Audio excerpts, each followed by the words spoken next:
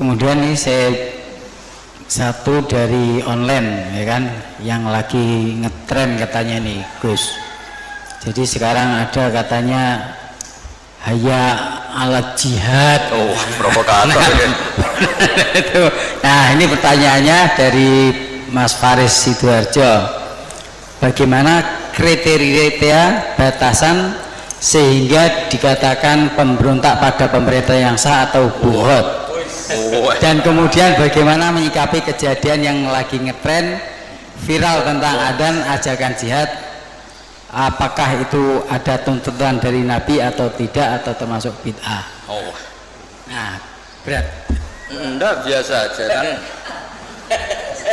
Enggak, ini kalau notaris bakas ini aneh. Pertanyaan umum ini. Enggak, sebetulnya semua orang tahu kok apa adzan itu ya dengan kalimah-kalimah yang sudah seperti itu riwayatnya dari Rasulullah Shallallahu Alaihi Wasallam. Dan kita masalah jihad juga ngerti lah, dulu bangsa kita ini dijajah Belanda ya mereka otomatis jihad. Dulu Mbah Hasyim ya bikin resolusi jihad. Semua itu kan muqtadul hal, sesuai konteks. Nah, kalau dalam keadaan damai juga orang nggak suka jihad ya, karena ya saya pernah baca di beberapa kitab kewajiban jihad itu penting. Andai kan dulu tidak diwajibkan jihad ketika kita dijajah Belanda sama Jepang, itu juga bingung. Andai kan Islam tidak punya ajaran apa? Jihad itu. Tapi ketika hukum itu berdasar muqtadul hal, maka hukum itu menjadi gugur ketika muqtadul hal itu tidak ada. Jadi tanggapi saja secara ilmiah. Jadi kita juga kebingungan loh, andai kan dulu nggak ada bab jihad di fikih itu ketika kita dijajah apa? Belanda. Coba ketika kita dijajah Belanda, dijajah Jepang, terus ajarannya mau kasih sayang tok. Monggo. Monggo pendet mawon.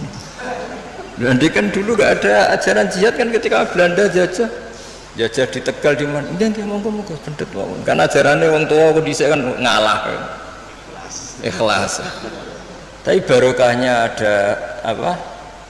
Ajaran apa? Jihad. Kita bisa melawan Belanda dan merasa jihad fisabilillah. Tapi di mana-mana jihad itu ya ada konteksnya. Ya dulu kenapa Rasulullah tegas ya, karena memang harus tegas. Rasulullah jelas benarnya, musuhnya jelas salahnya. Di zaman akhir itu tidak segampang itu. Jadi ini nggak usah jadi jawaban yang perlu dibentur-bentur, kan biasa aja, normal saja. Saya dengan Mas Imam ini ya karena dia tamu tak hormati gitu. Jadi kalau mulai ganggu waktu saya tidak saya hormati lagi kan nggak ada. Jadi ya sudah normal saja. Makanya ini dilatih lah, ngadepi fenomena apa saja itu dihadapi secara normal saja, karena agama ini menyediakan apa? Semuanya. Termasuk menurut saya kita harus berjuang supaya tradisi kita superior, karena kita pejabat, kita tokoh, terus nganggap desa-desa terbelakang objek itu jangan. Kayak ya tadi, kayak kita anggap desa-desa terbelakang ini jadikan wisata karena udaranya masih segar gini-gini. Oke, kalau itu awal dari kita kenal orang-orang desa nggak apa-apa. Tapi kalau awal menjadikan itu objek, wah enak beli tanah di sini murah itu, wah enak nikah di sini murah gitu.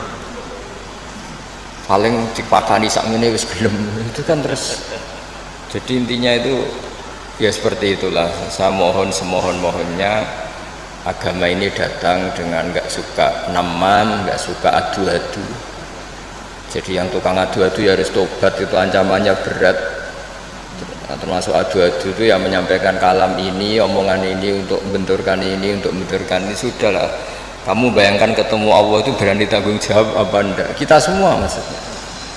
Sehingga jangan pula yang suka Islam rahmatan alamin terus nggak ngomong babji aja, jangan juga. Dulu kita tidak bisa bayangkan ketika ada Belanda, ada Jepang, andekan orang Islam nggak disangoni kewajiban apa? Ya, tapi semua itu ya ada muqtadul halnya, ada konteksnya, terus ada ya ini normal saja. Jadi sebetulnya nggak perlu dijawab karena ini urusan notaris, tapi ini hukum normal buat tidak ada. Jadi kalau yang menentang saya tentang semua kitab yang ada di fikih itu memang ini memang ya jawabannya seperti itu.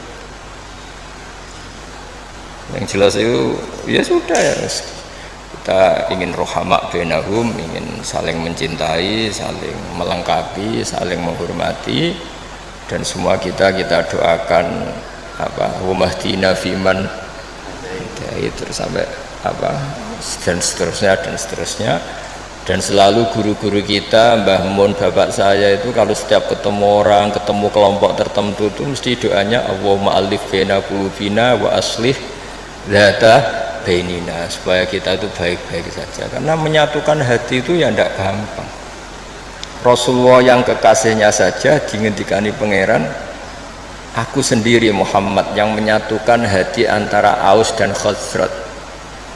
Lau anfaqta ma fil ardi jami'an ma allafta baina qulubihim walakinna Allaha allafa bainahum. Jadi kalau ingin Indonesia damai, semua wali maupun tidak wali, apalagi yang jabat ini harus berdoa.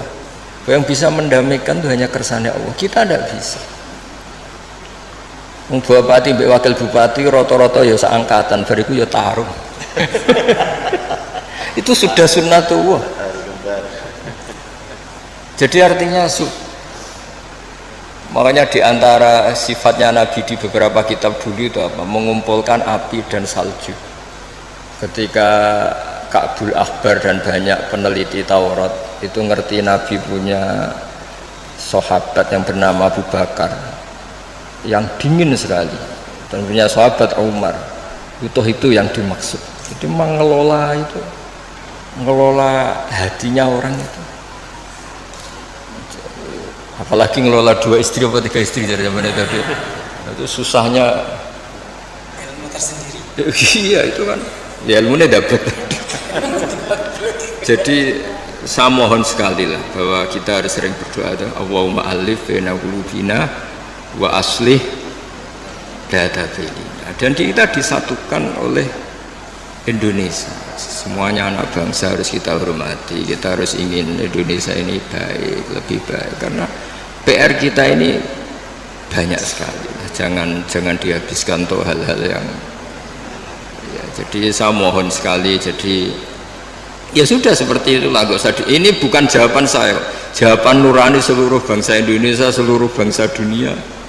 Itu kan ya normal, ini kan sudah sebenarnya nggak perlu dijawab, sudah normal, ini normal sekali.